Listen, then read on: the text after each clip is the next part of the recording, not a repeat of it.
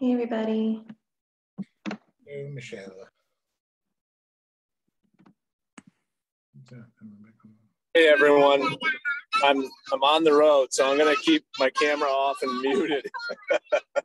Sounds good. Thanks, Nick.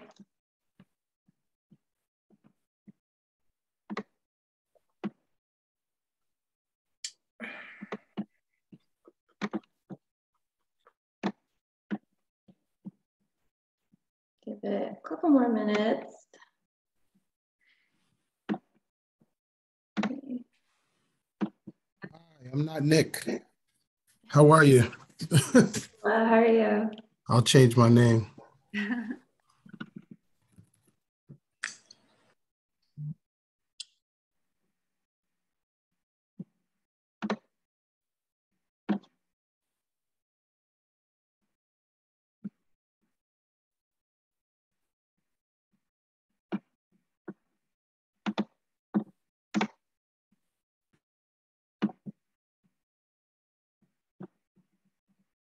Waiting on 3 more people, so give another 2 minutes or so.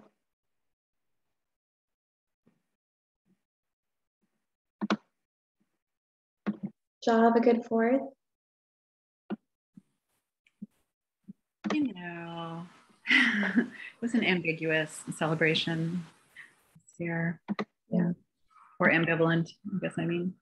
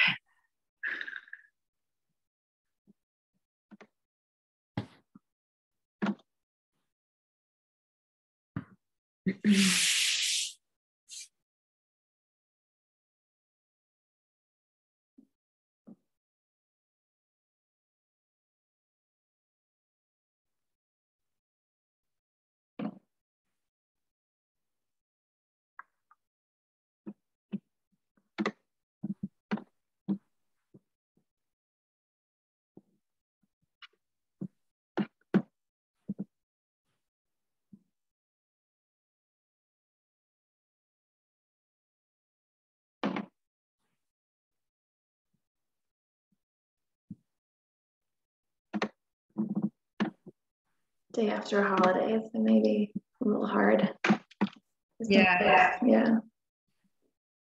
It feels like Sunday. Yeah. It's always hard though with rescheduling things because, you know, there's so many other city meetings that you don't want to take up someone else's spot. Mm-hmm. Respect all your meetings, Tom. I missed what you were saying. Oh, I was just saying that it's not great rescheduling the day after a holiday, but didn't want to take time on any of your other meetings. Yes. You guys got a lot on the calendar.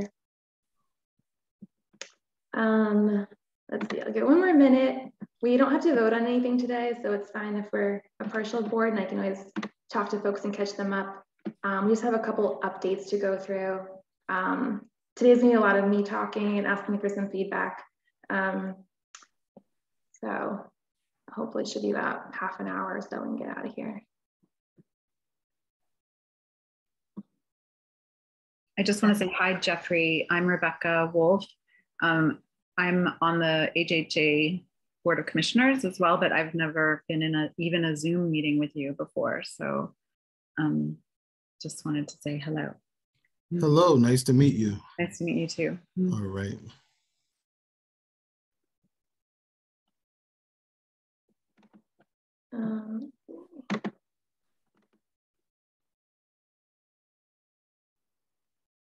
Okay, so Dustin just told me he's not able to come. So I think we'll get started. I'm going to share with you real quick the agenda that we might move around a little bit. So hello, everybody. Thanks for coming tonight. So today is going to be kind of a quick informal meeting, mostly to get everyone updated on some new changes and updated timelines We have some updates on the structure of the Housing Trust Fund Board. I was hoping Mayor Johnson is going to hop on to provide some more details on that. So I might switch to that, move that down the list because he might be running late. And then kind of explain some of what's coming up for our work. Wanted to introduce Jeffrey and then give you some updates on our engagement and our social media and about a consultant that we are able to hire under the ADLN funds who's going to help out with some housing trust revenue studies. So just a bunch of quick updates. I'm going to move to introducing Jeffrey. So Jeffrey Dodson is our new Executive Director of the Hudson Housing Authority. We are thrilled to have him and he has kindly agreed to help also serve on this board, being ex officio position of the Housing Director. And then Nick can stay on the board. You have to kind of reapply to HCPA and they have to formally approve that position, but then we can have the benefit of both Nick and Jeffrey's experience. So I don't know, Jeffrey, if you want to just introduce yourself real quick, tell us a little bit about yourself because we're really happy to have you here. Hello, everyone. Thank you for having me.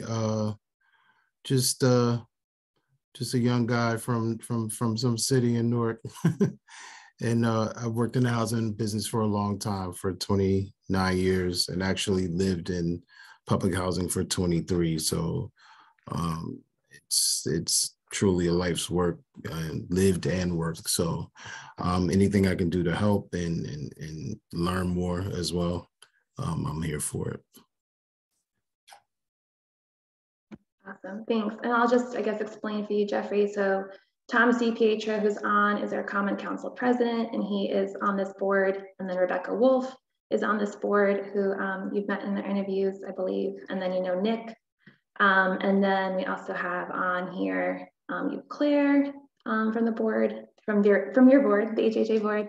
And we have Dominic Moranti, who is our majority leader on council. And we have our Michael Hoffman is our mayoral aide. So just so you know who's on the board and who is a participating member of the public. And then we have 3 members of the board who are not here tonight, so I can introduce them next time.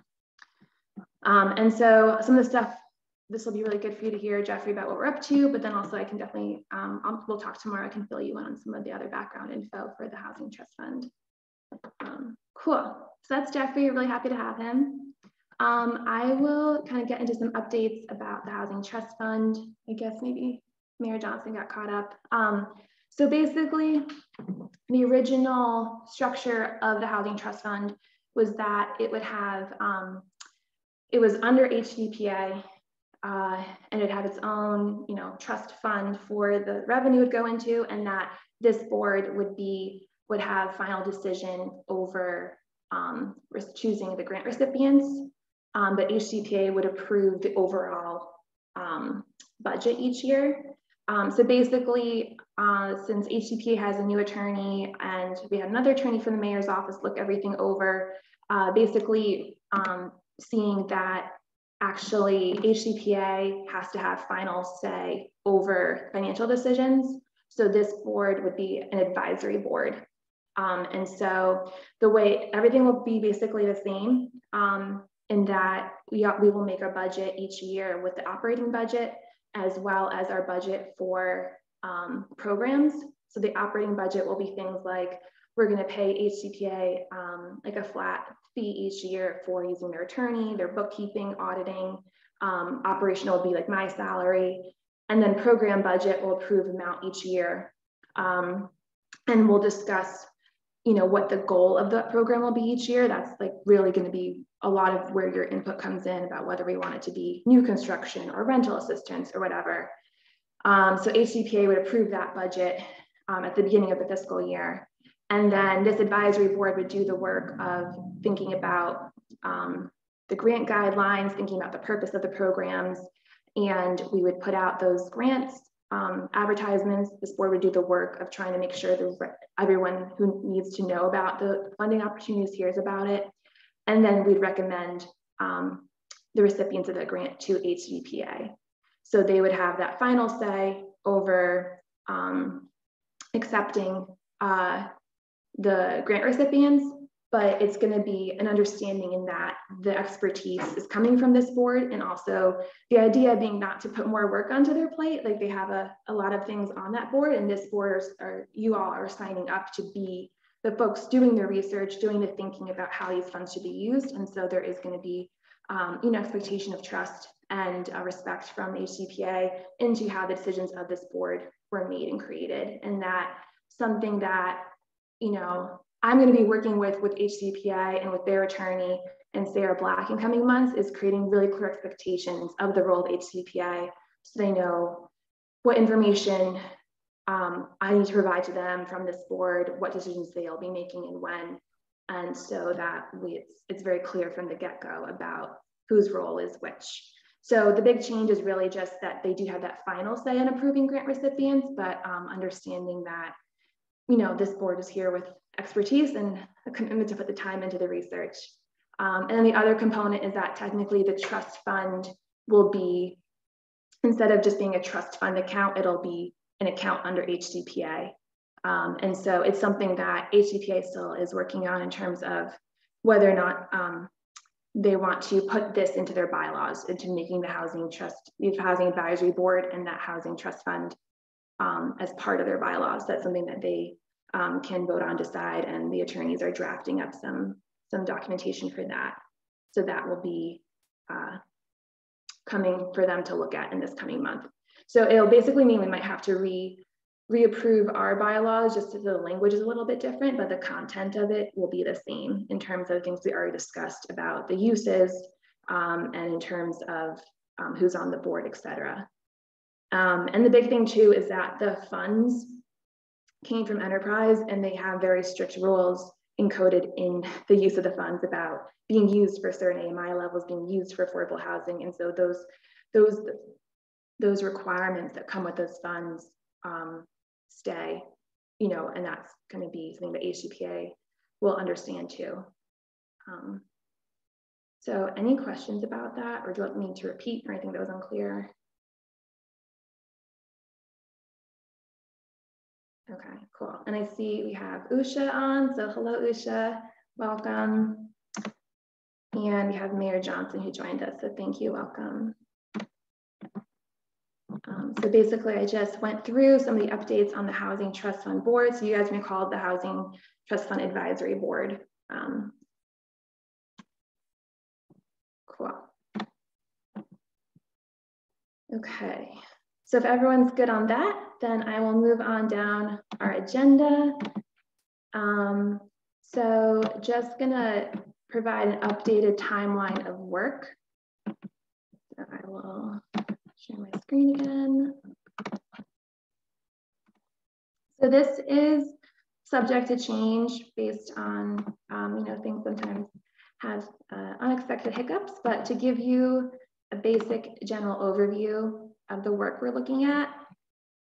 So during this month, so our public engagement, we now have received about 200 responses to our survey about how the residents want the Housing Trust Fund to be used. I'm still working to do more outreach, especially at in-person events now that we have more in the sunny weather, and that really trying to reach folks who may not be active on social media to answer that. And so this month I'll be finishing up that engagement as well as like a needs assessment I've been working on, so that I will send that to you at the end of July, so that when we come together in August, you'll have information and we can discuss what we've heard from the public about how they want the funds to be used. So that's something I'll be working on. And if anyone, I might reach out to some people because we kind of, report. So I might, if I want someone to proofread or edit, I might share that so the board can give another eye to that. Also in July, I'll be providing some draft grant guidelines for our grants. So for example, those guidelines will be like, we would provide grants to certain nonprofits, we would not provide them to any for-profit organizations, what kind of size of the grant, the uses. And so we have those set before we open up calls for funding. So I'll be sharing that for y'all to look over. And so in August, we can make edits or accept those. And then based on what happens with HCPA this month with their decisions about how they want to move forward, then I might provide some draft revisions to our bylaws just so that they reflect kind of the different governance structure. Those would be very minor adjustments. And then providing a draft budget. That will be an overall budget about our operational costs because we need that to be approved so that I can get paid in coming months. And then we will hold off on drafting the program budget until we have more information about our uses. So those are things I'm working on next coming weeks that I'll send to you in advance of the August meeting. So then in August, we can review and discuss those items. Any questions on that you guys have? Could you just say a little bit more about the needs assessment? Sure. So basically, we had, like Pattern for Progress did our affordable housing development plan, and they definitely showed that there's great need for affordable housing. Something I've been working on and a question I've been wanting to see is like, what income brackets do we really think we need housing for? So looking at, since we got the updated census data, just updating some of that to see who's here, who's housing burdened, what some of the median rents are. And so I can kind of provide some information on the gaps in what income bracket levels are in the city and what rent levels and what housing price levels we have, and kind of seeing a little bit more data on which income levels are most in need, and like also what family size is, because that's also important in terms of figuring out, you know, what types of housing we need to find. Thank you. I know we've had a lot of plans over the past couple of years, so this is just intended to be not trying to redo anything other plans we've done, but just kind of a quick update using some of the most recent data that we have, so we have a better idea of specific needs. I am curious about the census. Like, I know there's been a lot of discussion nationally about possible ways the census might have been really just basically inadequate, yeah, because of COVID, et cetera. Mm-hmm. But oh well, I guess it's what we have. Yes, sort of. Yeah, I definitely agree that the census is not, we should consider it more of an estimate than a count this year. I also think it's useful to compare the census to the 2019 data we have and also compare it to some of our regional peers. So even if we know that the exact numbers aren't right, we get a sense of the trends at least. Okay, so just to kind of recap that, these are the things I'm working on this month. I'll send that information to you guys around the 3rd week of July. So you have a good 10 days to look at it before the meeting in August. And then in August, we can, you know, approve some things, have some discussions. And then to give you some heads up for what we'll work on in August is looking at the program goals. So after we have a discussion, you know, we look at the engagement, we look at the needs assessment, we can think a bit more like, okay, who do we think or what projects most need the funds, and we can continue those discussions in August and draft those goals. And then also as part of the anti-displacement grant, we had some funds to hire a consulting firm who is going to help out with some housing goals. And one of the tasks I asked them to help out with is to collaborate with me on a study of revenue sources for the Housing Trust Fund. So I'm not sure exactly the timeline of that, but my goal is to have that done before September because of the BEA. Correct me if I'm, what, boards of estimates and appropriation? Apportionment? Okay, apportionment. Since they meet in the fall, hopefully having that trust fund revenue study done so that we can put that into a BEA request. So using all those different types of data engagement so that come fall, we can look forward into finding a more permanent revenue source. So that is what I have for coming up for the next 2 months or so, again, subject to change. Okay, so then moving on, we talked about the board, we talked about our work, we introduced Jeffrey. So in terms of engagement, I just wanted to say that, again, we are excited that we've gotten about 200 responses for the survey. I do think that we're missing hearing from some of our lower income residents. I do think that the survey results are skewed towards some of our higher income residents who have connected to some of the social media sources we've been sharing the data. And so one thing I do want to think about is doing some small group or quick interviews. So for example, calling people on the phone and talking to them for 10 minutes or whatever. And so I'm going to ask you all, the board, to maybe think of 2 to 5 people who you think have experience living in lower income housing or have experienced housing instability in the city, who you think would be really good to talk to.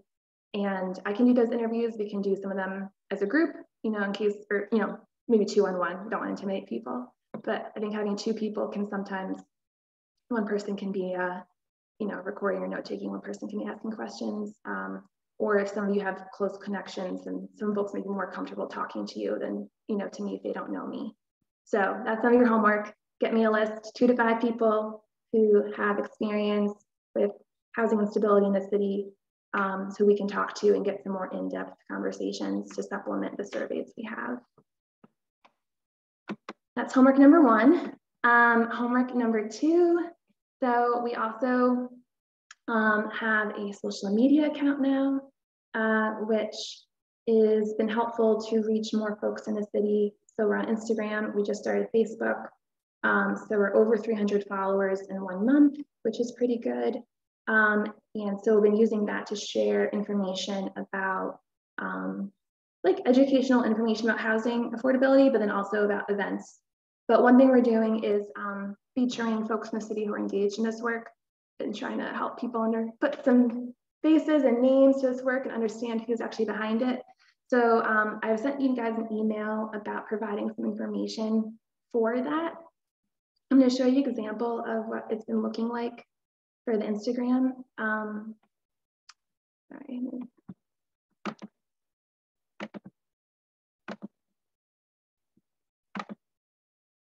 So here's our Instagram is Hudson Housing Justice. So we have some posts that are about events, like we were at Waterfront Wednesday last week.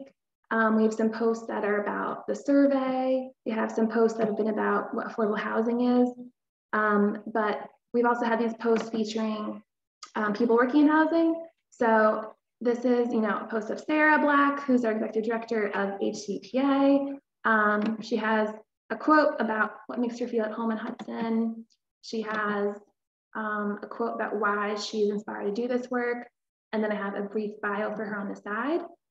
These have been our most engaged with posts. They've been shared a lot. They've been liked a lot and commented on. And we're finding that residents like seeing who is behind the work in the city. And so if you are comfortable, I would like to have the information from you all so folks know who you all are. If you're not comfortable, I totally understand. I would at minimum maybe just put your name and list some of the names, but if you want to provide a photo and answers to those questions and brief bio, I'd love to feature you guys on the Instagram. I'll follow up this meeting with those questions. And if you're not comfortable, just let me know. That's cool too. Any questions on that? Okay.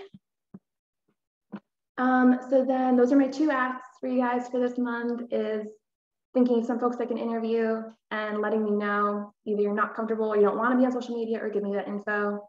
And then the last thing I want to discuss is that we have our next meeting planned for August 1st, which is a Monday at 5 p.m. Just want to check in. That's good for the folks who are here, and ask whether you have a preference for Zoom or in person.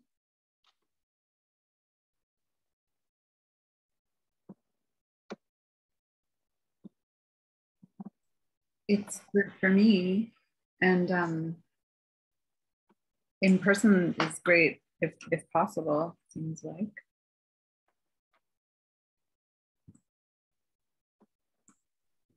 I'm flexible. There's a new kid on the block. It'd be nice to meet people since I'm new here, but Doesn't matter either way. Person's fine by me. Okay. Either way. Okay, so I've got 3 flexibles, but in person would be nice. Usha or Nick, any input? I'm flexible, but I think getting back to in-person sounds great. Okay, cool. Hi, Usha.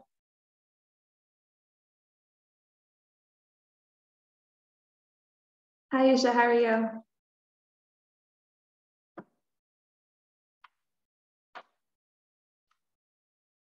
Usha, I don't know if you can hear me, but we're wondering if you have a preference for in-person meetings or Zoom meetings.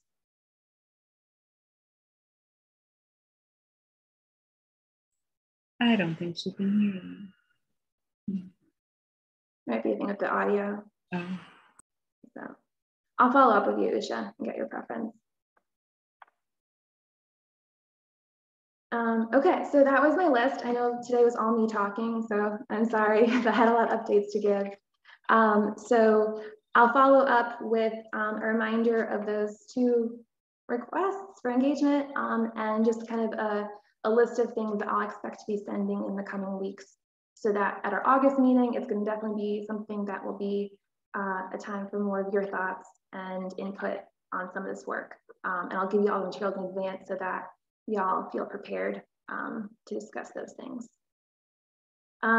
Any thoughts, questions, comments? Okay. I just wanted to say, oh, sorry. Did I jump in? I just wanted to say I've appreciated the social media posts. I think they're very clear, direct. I feel like they strike a really good tone for people who might not know anything about what's going on, but also for those who think they do. Thank you. And also, I'm working on content for coming months. If you guys think of things of misconceptions you hear a lot in public, or things that you think you wish people could understand more, or events you want to share, let me know, and I can build out some content for that. And we'll work on, trying to make these more engaging. Okay, on that note, I want to thank you all for your time. Thanks again, Jeffrey, for joining us. We're really excited to have you. I'll send some follow-up emails, and please go enjoy your evening, everybody. Thanks for having me. Have a nice one, everyone. Everybody. Okay, bye, y'all. Bye-bye.